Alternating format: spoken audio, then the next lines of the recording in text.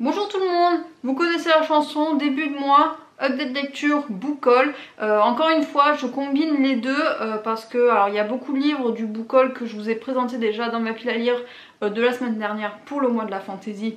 Donc bon, je vais repasser très rapidement sur ces achats.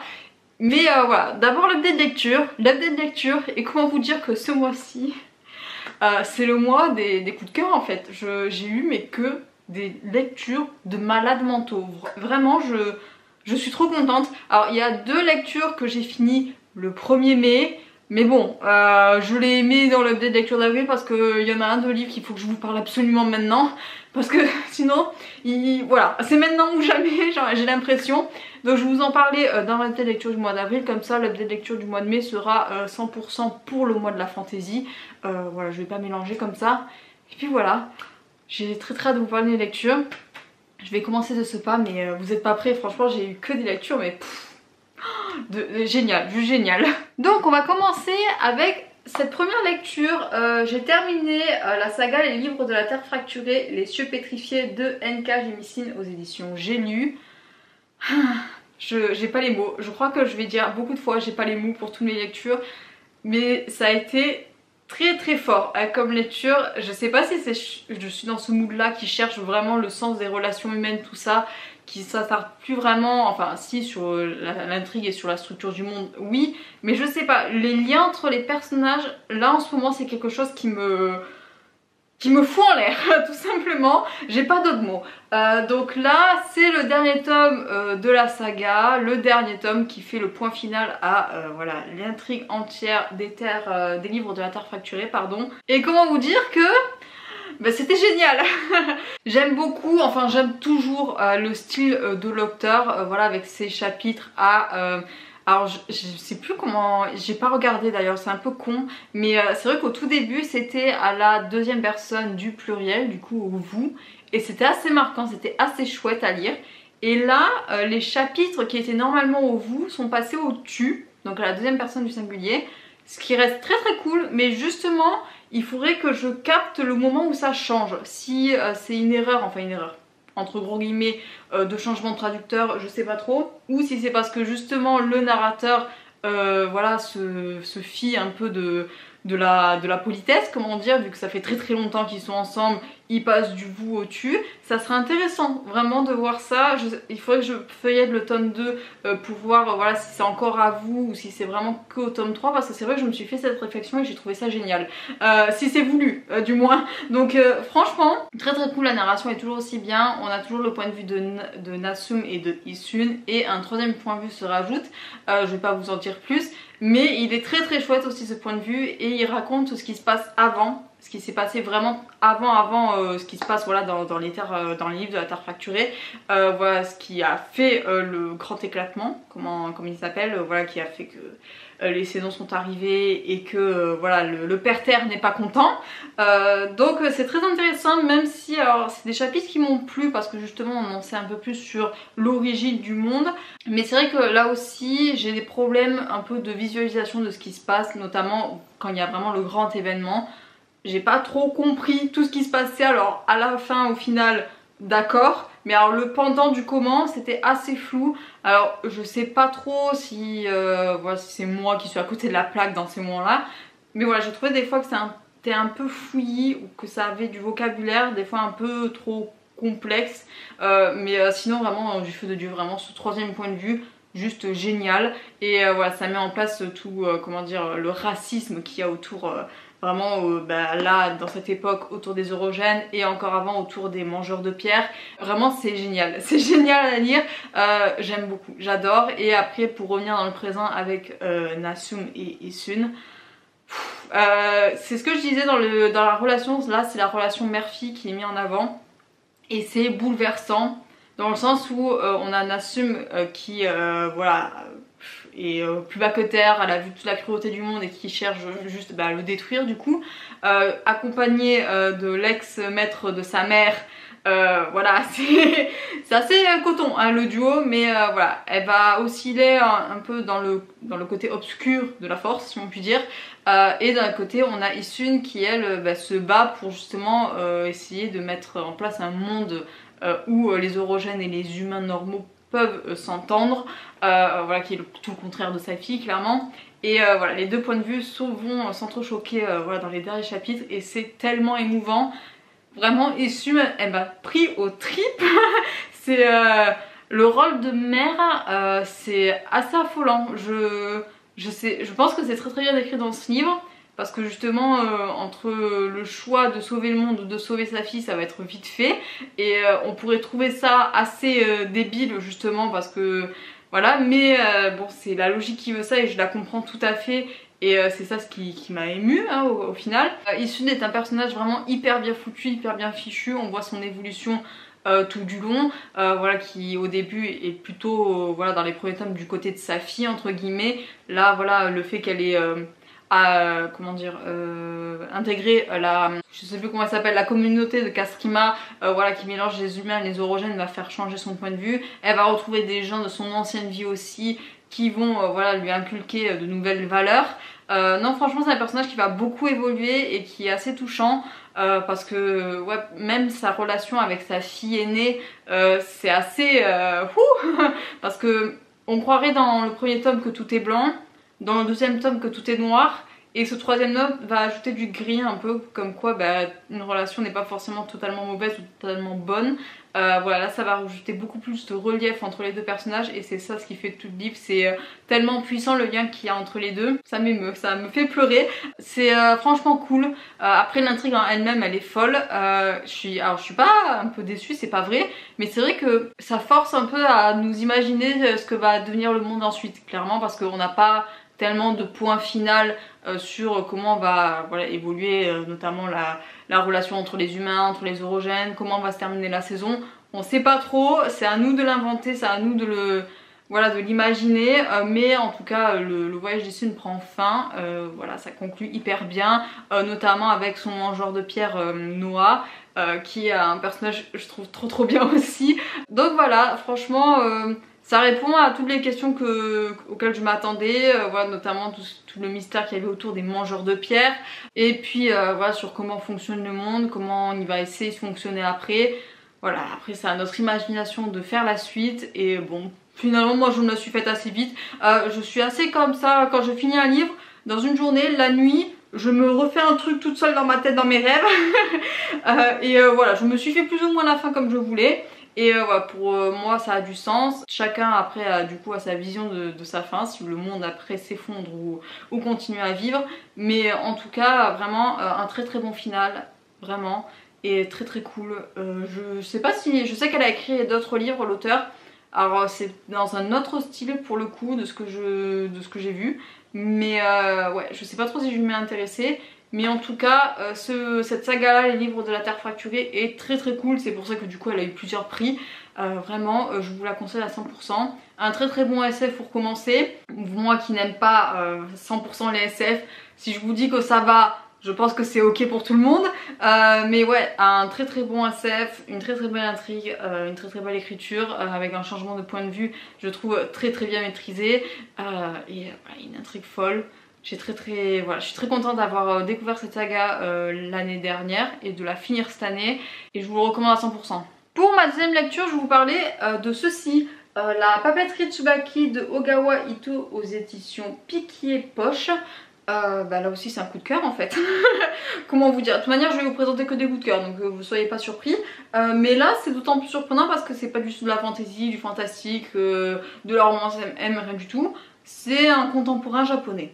Voilà, il n'y a rien d'autre à dire de plus. C'est très doux, très lent, très poétique, et je sais pas si c'est que je suis dans ma période ou quoi, mais ça m'a détruit le cœur. Là c'est une histoire qui se passe du coup dans le Japon de nos jours, plus ou moins, peut-être quelques années avant.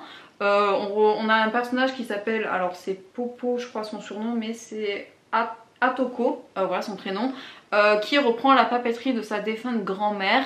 Voilà, et qui va commencer du coup à reprendre le commerce, et en plus du commerce de papeterie, elle va reprendre aussi le rôle de sa grand-mère qui était écrivain public, c'est-à-dire qu'elle écrivait des lettres pour des personnes de son village ou quoi, voilà, avec de la très belle calligraphie, comme voilà, il y a des extraits dans le livre, je vais essayer de vous en trouver un, comme ceci. Ou voilà, et c'est vrai que c'est étonnant parce que je me faisais la réflexion comment on peut faire de la calligraphie, parce que c'est vrai que c'est le cœur du texte, ça c'est vraiment essayer de retranscrire la personne qui veut écrire, voilà, son caractère, son comportement, ce qu'elle a pu vivre, voilà. Et c'est vrai que du coup ça change quand même d'une histoire à l'autre, enfin d'une lettre à l'autre, parce que c'est tout un recueil un peu de petites histoires, de petits événements. Il n'y a pas tellement d'intrigue dans ce livre, hein, vraiment c'est un voyage, c'est une quête un peu, et c'est très très cool à suivre. Je m'attendais pas à autant aimer, parce que c'est très lent, en fait c'est typique je pense des contemporains et encore plus des contemporains japonais, c'est que c'est très doux et c'est très lent et c'est très vraiment dans le temps s'écoule vraiment. Je sais pas trop comment vous dire ou comment vous expliquer ce que j'ai ressenti, mais c'est vrai que j'ai lu ce livre assez rapidement et c'était fluide comme de l'eau en fait, c'était très très bien à lire et très très reposant. Là aussi les liens entre les personnages sont mis en avant, les liens aussi générationnels, parce que du coup Atoko a 25 ans, elle a sa voisine qui a plus ou moins l'âge de sa grand-mère, donc dans les 80 ans. Elle va rencontrer aussi des personnes qui sont plus âgées, des personnes qui sont plus jeunes, et elle va se lier d'amitié avec eux. Et c'est très très cool à suivre parce que justement cette espèce de lien qui va se créer entre les personnages, quel que soit leur âge, quel que soit leur métier, quel que soit aussi l'endroit où ils ont vécu ou leur milieu social, ils vont vraiment tisser des liens très forts et très puissants et qui s'appellent vraiment de l'amitié pour le coup. Vraiment c'est très très touchant à lire. Et en plus voilà du fil rouge qu'il y a entre les personnages, il y a aussi tout le deuil de sa grand-mère. On va apprendre du coup que Atoko a une relation très très conflictuelle avec sa grand-mère. Au début ça allait bien, après il y a eu l'adolescence et du coup elle est partie à l'étranger et bon après sa grand-mère est morte et c'est ça qui l'a fait revenir. Et voilà, il y a beaucoup de, comment dire, de regrets, de rancœur, et c'est ça ce qui va faire le livre, c'est qu'au fur et à mesure qu'elle va prendre à cœur son métier d'écrivain public, voilà, où elle va écrire pour les autres, elle va petit à petit se réconcilier du coup avec sa grand-mère. Elle va réussir petit à petit à faire son deuil quelque part. Derrière tous les mauvais souvenirs qu'elle aurait pu conserver de sa grand-mère, elle va quelque part réussir à trouver des bons souvenirs à quoi se raccrocher. Vraiment, et c'est aussi en plus de la calligraphie les liens du coup avec les personnages qui vont faire qu'elle va avancer petit à petit à son rythme. C'est découpé en saisons, donc voilà, ça va prendre plus ou moins un an, voilà le récit, comment voilà elle va petit à petit avancer dans sa vie. C'est très très beau. Et après c'est vrai que alors je dirais pas ça, mais qu'est-ce que ça mange les japonais. Elle va décrire tous les plats qu'elle va prendre et à quel point ça va réveiller quelque chose en elle. Alors je sais pas si c'est typique des romans japonais, parce que c'est vrai que j'avais un peu ce sentiment là dans comment ça s'appelait, les délices de Tokyo. Bon là c'était quelqu'un qui faisait du dorayaki, donc forcément ça parlait de cuisine. Mais même dans le prochain que je vais vous présenter, il y a un rapport avec le fait de bien manger qui est assez bien. Et donc ouais, c'est les petits bonheurs de la vie, comment être satisfait des petits bonheurs de la vie. Elle va trouver voilà, quelque chose de bien en chaque chose qu'elle va faire, en chaque chose qu'elle va manger, en chaque paysage qu'elle va voir. Voilà, elle va se créer du coup des petits souvenirs comme ça et avancer à son rythme. Et c'est très très beau, vraiment. J'étais très émue à la fin parce que justement elle arrive à l'apothéose du fait que voilà, la relation qu'elle a pu avoir avec sa grand-mère, son niveau de deuil arrive à son paroxysme. Et c'est très très touchant. Parce que du coup elle va réussir à pardonner aussi bien à elle-même qu'à sa grand-mère et ça va être très très beau. Il y a un deuxième tome entre Krimi que l'auteur a fait, alors je sais plus comment il s'appelle, je vous le mettrai quelque part, qui se passe du coup peut-être mois ou quelques années, je sais plus, après les événements du coup de la papeterie Tsubaki. Je l'ai mis dans ma wishlist, je sais pas trop si je vais vraiment me l'acheter pour le coup, je sais même pas s'il est sorti en poche ou quoi. Mais c'est vrai que je suis curieuse de savoir ce qu'elle a raconté encore l'auteur sur voilà, l'avancée de Atoko, parce que c'est avec les mêmes personnages. Parce que je trouve que ça se termine plutôt bien. Il y a un très bon point final. Et puis non, franchement j'ai beaucoup aimé, ça m'a beaucoup plu. J'ai eu les larmes aux yeux du coup à la fin. Et voilà, ça m'a fauché. Je m'attendais pas du tout vraiment à un style de livre comme ça où ça se découpe plus ou moins voilà, en espèce de mission d'écriture, de lecture, tout ça, de vente. Et c'est très bien fait. Et c'est très bien, ouais, j'adore. J'ai beaucoup aimé voilà, suivre cette année avec Atoko et la voir évoluer, la voir grandir. C'est très très beau à suivre et je vous le recommande là aussi. J'adore vraiment, cette année j'essaie de découvrir un maximum voilà, d'écrivains asiatiques et je suis contente à chaque fois des découvertes que je fais. ça me sort un peu du fantasy et lire ce genre de contemporain me plaît vraiment beaucoup. Donc franchement, je valide à 100%. Si vous avez la curiosité de le lire, n'hésitez pas. Parce qu'il est vraiment très très bien, très très poétique, très très beau, très très bien écrit. La traduction est très très bien. Voilà, non, je me régale et ça me donne de plus en plus envie de partir au Japon et en Corée. Voilà, mais si la Corée ça a réouvert les frontières, le Japon toujours pas, donc je prends mon mal en patience. Mais en tout cas, ça incite au voyage et c'est ce que je cherche dans ce genre de livre.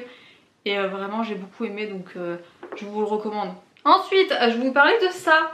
De ça, cette beauté. Vous le voyez, Armstrong? Il est tout beau, hein, il est trop beau. Je vous présente l'édition perfecte de Fullmetal Alchemist, le tome 10 de Hiromu Arakawa aux éditions Kurokawa, qui est beau. De toute manière, Armstrong c'est le beau gosse. J'ai beaucoup aimé ce tome là. Alors je l'avais lu un peu pour me remonter le moral suite à la lecture que je vais vous présenter après. Mais je voulais vous le présenter avant quand même parce que l'autre c'est le meilleur pour la fin quelque part. Et en fait, c'est vrai que je connais quand même grandement la timeline de FMA, mais je connais plus trop quand est-ce qu'on raconte ce genre de choses. Et c'est vrai que là, du coup, ça parle de toute la grande guerre de Ishval. Et c'est pas joyeux, c'est vraiment pas du tout joyeux. Et c'est vrai que du coup c'est assez... Alors l'intrigue principale en elle-même n'avance peut-être pas trop, mais en tout cas on en apprend beaucoup plus sur le passé, sur ce qui s'est passé, sur comment les personnages ont évolué, notamment voilà, la Dream Team avec Hawkeye, Roy Mustang et Hughes, et Armstrong du moins, parce que c'est vrai qu'il fait beaucoup de choses dans ce tome-là. Voilà, l'affaire des alchimistes d'État, sur leur rôle dans la guerre d'Ishval, le génocide slash massacre qu'ils ont fait, c'était voilà, de la boucherie. Et il y a du coup le prochain personnage voilà, qui va faire la couverture, qui rentre enceinte, c'est King Lee, l'alchimiste écarlate qui fait tout exploser. Voilà, le tome 11 il sort en juin je crois, je sais plus. Mais ouais, donc là on rentre dans le vif du sujet, dans la guerre, dans le sang, dans la violence. C'est pas beau à voir et c'est ce qui va transformer plus ou moins tous les personnages, vraiment, que ce soit Armstrong voilà, qui va être le plus touché moralement et qui va du coup voilà, dans la timeline présente va faire un choix quand même qui... On pensait qu'il allait plutôt fuir mais finalement il va se battre et c'est très très louable pour lui. Et en plus de ça du coup il y a l'équipe de Roy Mustang qui est éclatée un peu partout dans le pays. Voilà, il y a du coup Alphonse et Edouard qui eux viennent de sortir plus ou moins des égouts de la capitale et qui savent plus trop comment ils vont faire, ce qu'ils vont faire, notamment voilà toute la problématique autour de la pierre philosophale, de la guerre d'Ishval aussi. Il y a beaucoup de choses voilà, qui va se passer. Alors je sais plus trop ce qui se passe après, où ils vont aller, Edouard et Alphonse, mais je sais qu'à un moment donné ils vont aller à Brix. Et c'est l'arc que j'attends le plus, c'est avec Olympia Armstrong, du coup la sœur de Armstrong. Je sais plus comment il s'appelle, j'ai un gros trou, comment il s'appelle Armstrong? C'est pas Nuls? Non, Nuls Armstrong c'est celui qui va sur les lunes.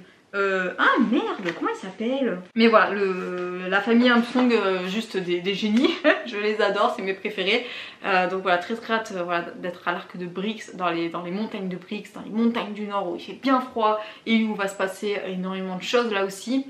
Donc voilà, je vais pas vous en dire plus, mais découvrez FMA. FMA c'est toute ma vie de toute manière, c'est le shonen par excellence, je vous le répète à chaque fois, si vous voulez vous intéresser à un manga, il faut absolument commencer par FMA parce que c'est la base de la base de la base de la base, c'est le pilier du shonen, voilà, qui traite beaucoup de problématiques, que ce soit du coup avec la guerre d'Ishval, le racisme, voilà, les génocides, voilà, c'est un peu une uchronie de... on va dire de la guerre, de la Seconde Guerre mondiale avec le Troisième Reich, voilà. Il y a beaucoup de représentations, c'est très très cool, l'intrigue est juste tellement cool, donc voilà, c'est stratosphérique, j'adore FMA, chaque fois que je redécouvre, c'est trop bien, donc vraiment je vous incite fortement à vous intéresser à FMA, si vous ne l'avez toujours pas lu, alors que vous aimez le manga, c'est quand même une honte. Lisez FMA, vraiment, il faut se réparer cet affront. Si vous voulez découvrir un manga, FMA, foncez-y, c'est terminé en plus, c'est génial, c'est de la bombe. Et vraiment, vous vous régalerez, c'est sûr. On attaque ma dernière lecture du mois d'avril. Je suis encore très très émue, hein, parce que je l'ai fini il y a 3-4 jours. J'en peux plus, donc je vais vous présenter les mémoires d'un chat de Hiro Arikawa aux éditions Babel. j'ai tellement pleuré. À la fin c'était violent, je crois que ça fait très longtemps que je n'avais pas autant pleuré pour un livre, mais vraiment j'avais la totale, les larmes, la morve, les sanglots, tout ce que vous voulez. J'avais mon copain à côté qui était en mode mais qu'est-ce qu'elle a elle. Voilà, j'étais au plus pâle de ma vie. Et parce que c'est d'une beauté. Là aussi c'est... ouais. Je suis tout en émoi. Pourtant l'histoire c'est pas non plus folichon, hein, c'est l'histoire du coup de Satoru. Moi déjà j'ai vu Satoru, j'ai pensé du coup à Gojo Satoru, mon gars. Voilà, j'avais une vision du personnage, hop là. Donc je disais, c'est l'histoire de Satoru qui a recueilli un jour son chat, qu'il a appelé Nana. Et 5 ans plus tard il se voit contraint voilà, il peut plus le garder en fait, voilà, c'est comme ça, c'est la vie. Et il va sillonner le pays pour confier son chat à quelqu'un de confiance parce que il veut surtout pas l'abandonner, il veut vraiment trouver un foyer qui soit adapté à Nana. Et voilà, ça va être son but. Et du coup il va rencontrer ses 4 amis d'enfance, 3 ou 4 je crois, voilà, qui ont grandi, qu'il n'a pas vu depuis longtemps, et voilà, dans le but de trouver un nouveau foyer pour son chat. Sauf que le chat, eh ben, lui il n'est pas totalement d'accord, lui ça sera Satoru ou rien. Et voilà, il va à chaque rencontre essayer, voilà, de faire quelques petites manigances pour ne surtout pas rester là et de continuer le voyage avec Satoru coûte que coûte. Parce que voilà, c'était un chat errant avant, c'est Satoru qui l'a recueilli, ça sera lui et personne d'autre. Donc voilà, et rien que là j'ai envie de pleurer. Ouais, on va se reprendre. On respire, mais c'est vrai que du coup, là aussi, comme le précédent livre japonais que je vous ai présenté, c'est un contemporain japonais qui est tout dans le voyage et dans le lien entre les personnages. Là, le petit plus, c'est que du coup, on va avoir le point de vue d'un chat qui va voilà, dire très bien sa manière de penser, vraiment. Et après, on a aussi le point de vue de d'autres personnages, notamment voilà, les amis de Satoru. On n'a jamais le point de vue de Satoru, c'est vrai. Et voilà, on va avoir le point de vue de ses amis, de ce que va provoquer voilà, le fait qu'ils se rencontrent de nouveau alors que ça fait très longtemps qu'ils ne se sont pas vus. Voilà, ça va faire remonter beaucoup de choses, beaucoup de souvenirs. Et c'est vrai que du coup il va rencontrer ses amis un peu dans la timeline.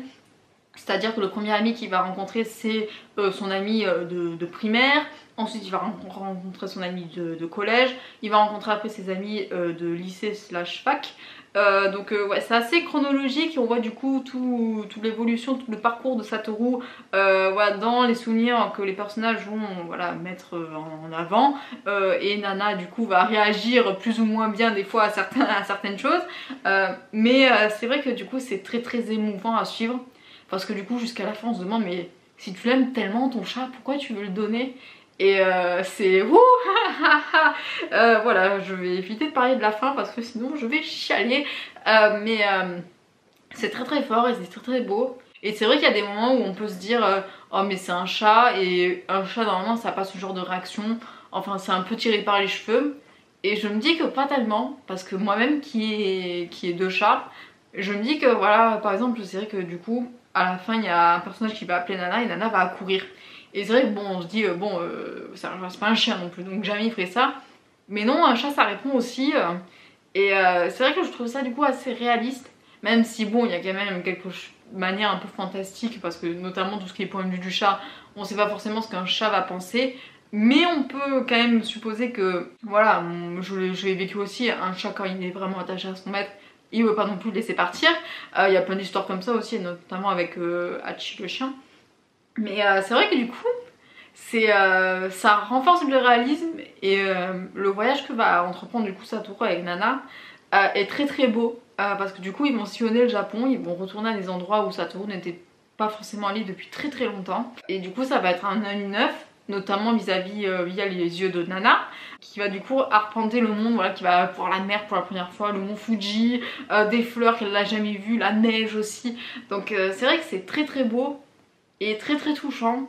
Et là aussi je crois que ouais, c'est l'espèce de relation qu'il y a entre les deux, et de relation notamment qui va lier Satoru avec tous les personnages qu'il va rencontrer, qui est très belle et qui est que malgré voilà, toutes les années qui peuvent se passer, on peut encore comment dire, être liés et de manière très forte. Donc je suis tout émue, je vais pleurer, je sens. Excusez-moi franchement pour ce dernier livre, mais voilà, il m'a vraiment beaucoup touchée. Et alors je sais pas si c'est le fait qu'il y ait un animal ou pas qui rentre dans la course, parce que c'est vrai que moi les chats c'est toute ma vie, mais c'est vrai que du coup c'est très émouvant, c'est très touchant. Et la fin est très belle. Elle est triste mais elle est très belle. Donc c'est ça qu'il faut retenir, c'est... Ça prend au cœur, ça prend aux tripes et c'est très émouvant. Et voilà, même si on se doute au fil de notre lecture voilà ce qui va se passer, c'est d'autant plus tragique voilà ce qui se passe. Donc mais c'est beau, c'est magnifique, vraiment c'est vraiment magnifique. La traduction je pense fait son job, genre je pense qu'en japonais il doit être encore plus beau à lire, mais bon je ne lis pas le japonais donc voilà. Je vous le recommande, hein. Si vous devez choisir entre les mémoires d'un chat et la papeterie Tsubaki, je pense que voilà, je vous redirigerai vers lui, même si la papeterie Tsubaki est très beau aussi. Mais là c'est vraiment, j'ai vraiment eu l'impression vraiment de faire le tour du Japon et d'être avec eux vraiment et de vivre l'instant. Et c'est ça le mot final d'ailleurs, c'est de vivre l'instant présent sans souci du passé ou du futur. Et voilà, que chaque jour est un nouveau jour et que voilà, on va se faire des souvenirs hyper bien et hyper merveilleux. Et voilà, on va découvrir de nouveaux paysages encore plus beaux que ceux d'hier. Et c'est ça, voilà, le terme de leur voyage, et c'est très beau. Et donc voilà, donc je vais m'arrêter là. Je pense que j'en ai assez dit, mais si vous voulez le découvrir, je vous incite grandement. Si vous le trouvez en librairie ou si vous le trouvez à la bibliothèque, vraiment je vous le recommande à 100%. Parce qu'il est vraiment très bien et très beau. Et alors en plus si vous êtes fan de contemporain, alors là vous vous régalerez je pense. Mais pour la petite personne, la petite lectrice qui est tout le temps habituée à la fantaisie pure et dure, qui boit du sang et je sais pas trop quoi, et puis là qui pleure comme une madeleine devant ce livre, voilà c'est... voilà, je vous le recommande, je vais pas vous en dire plus parce que je pense que ça serait gâcher la lecture. Vivez le voyage vraiment avec Satoru Nana, vous le regretterez pas. Et voilà, je vais m'arrêter là. Bon, on va essuyer ces larmes de crocodile, n'est-ce pas? Et on va passer à la partie book haul. Ça va être assez vite parce que du coup je vais vous présenter 3 livres que j'ai déjà parlé la semaine dernière dans ma palle du mois de la fantasy et un nouveau. Donc voilà, ça va aller assez vite. D'abord je vais vous parler du e-book que j'ai acheté, La Reine sans Royaume de Holly Black aux éditions Rajo je crois. Voilà, je me le suis acheté, il est sorti en mars mais j'avais loupé le coche, du coup je me le suis acheté en avril. Et je l'ai mis dans la palle du mois de la fantasy. Donc voilà, c'est un dernier tome, c'est la suite directe de ce qui se passe dans le deuxième. Donc très hâte de découvrir voilà, le point final là aussi à cette saga. De voir comment va évoluer la relation Jude-Cardan. Et de savoir un peu le fin mot de l'histoire aussi, parce que j'avoue que je sais pas trop où ça va du coup l'intrigue. Il y a beaucoup de... à la fin du tome 2, il y avait beaucoup d'intrigues politiques entre 2-3 royaumes. Donc à voir comment ça va se dégoupiller, surtout que du coup Jude elle est plus là.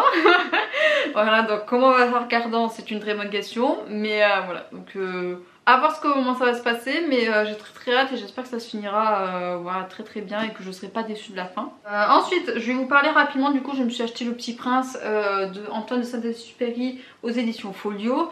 Que j'ai mis du coup dans ma palle du mois de la fantasy et qui est très cool. Donc voilà, je vais le lire incessamment sous peu parce que je pense que après ma lecture voilà, des mémoires d'un chat, je vais me calmer un peu. Je vais lire des choses bien réconfortantes qui apportent la joie. Parce que sinon je vais pleurer à chaque fois d'une de mes lectures. Donc voilà, on va se contenter de super mignons tout petits livres et on verra après.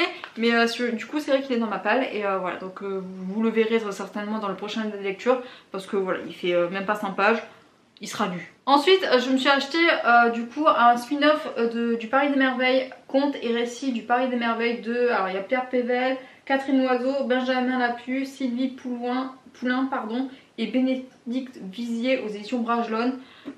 Voilà, donc c'est un spin-off.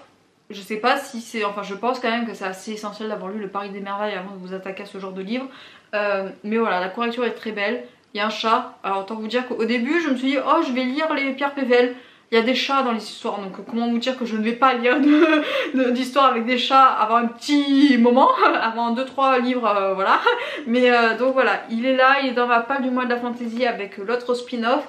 Et voilà, donc je me le suis acheté ce mois-ci, il est de toute beauté, j'adore la couverture, franchement je la trouve sublime. Les couvertures des Paris des Merveilles, de toute manière les illustrations, le monde, il est juste magnifique. Donc franchement très cool, j'ai très hâte de me plonger dedans. avant voilà, je vais faire une petite pause. Mais voilà, je pense qu'il y en aura au moins un des deux qui sera lu pour le mois de la fantaisie. Je sais pas encore lequel, mais en tout cas il est beau, il est là. Et j'ai très hâte voilà, de découvrir les autres auteurs, de voir comment ça se passe. Et de redécouvrir aussi La Plume de Pierre Pével. Donc voilà, il est dans ma palle et il est là. Enfin, le dernier livre que j'ai acheté, c'est celui-ci pour aller en accord avec tous les livres asiatiques que je lis. Je vous présente Pachinko de Min Jin Lee aux éditions HarperCollins Poche. C'est très cool parce que je l'avais vu passer sur Instagram, tout ça, et il me faisait beaucoup envie. Et ma prof de coréen nous l'a recommandé aussi. Alors je sais pas si elle a lu le livre, mais en tout cas il a été adapté en série. Et elle a dit que la série est très bien. Donc voilà, elle nous a recommandé de lire le livre si on avait l'occasion. Donc si elle le recommande en plus elle, du coup je me dis qu'il peut être que bien quelque part. C'est un contemporain du coup coréen qui est multigénérationnel parce que le début se passe dans les années 30. Voilà, l'entre-deux-guerres où il y a une femme japonaise qui va se lier d'amour à quelqu'un, mais ce quelqu'un est déjà marié au Japon. Et voilà, elle veut pas devenir l'épouse japonaise entre guillemets, du coup elle va se marier avec quelqu'un d'autre et ils vont immigrer tous les deux au Japon. Et voilà, c'est toute l'histoire qu'il y a autour, c'est vraiment une étrangère qui va aller dans un pays et où voilà, les Coréens et les Japonais ne s'entendent pas trop bien. Donc voilà, c'est toute l'adaptation qu'il va y avoir et au fur et à mesure des 4 générations qui vont suivre, 4 ou 3, je me souviens plus, 8 décennies et 4 générations. Donc voilà, il va y avoir des histoires, il va y avoir je pense beaucoup de choses à dire parce que bon, quand même c'est une belle bricasse. Mais bon voilà, notre prof de coréen nous l'a recommandé, donc j'ai très hâte de découvrir voilà, l'atmosphère que peut dégager ce livre voilà, entre la Corée et le Japon. C'est voilà, l'histoire qui est entre les deux pays, voilà, l'histoire de l'immigré, de comment ça se passe, l'adaptation, parce que je pense que ça ne s'est pas trop bien passé. Mais je pense qu'il y a tout un tas de problématiques qui sont hyper chouettes à soulever, hyper chouettes à découvrir. Donc très hâte voilà, de découvrir ce livre là. Et puis voilà, je pense que je le lirai cet été. Mais en tout cas, on m'en a fait que du bien, je n'ai eu que des bons retours là aussi.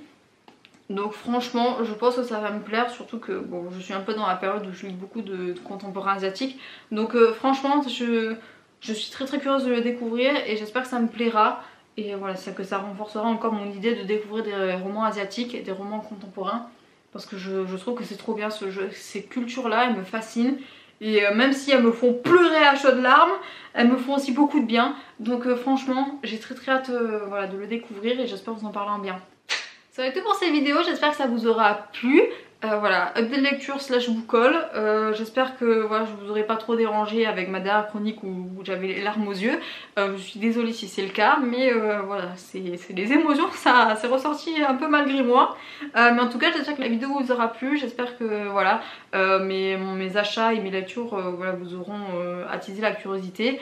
Et voilà, si vous avez lu ces livres, n'hésitez pas à m'en faire part.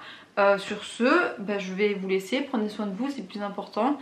Et voilà, je vous souhaite un très bon mois de la fantaisie et une très belle journée, un très bon week-end, une très belle soirée, ainsi de suite. Et bien évidemment d'excellentes lectures. Bye bye!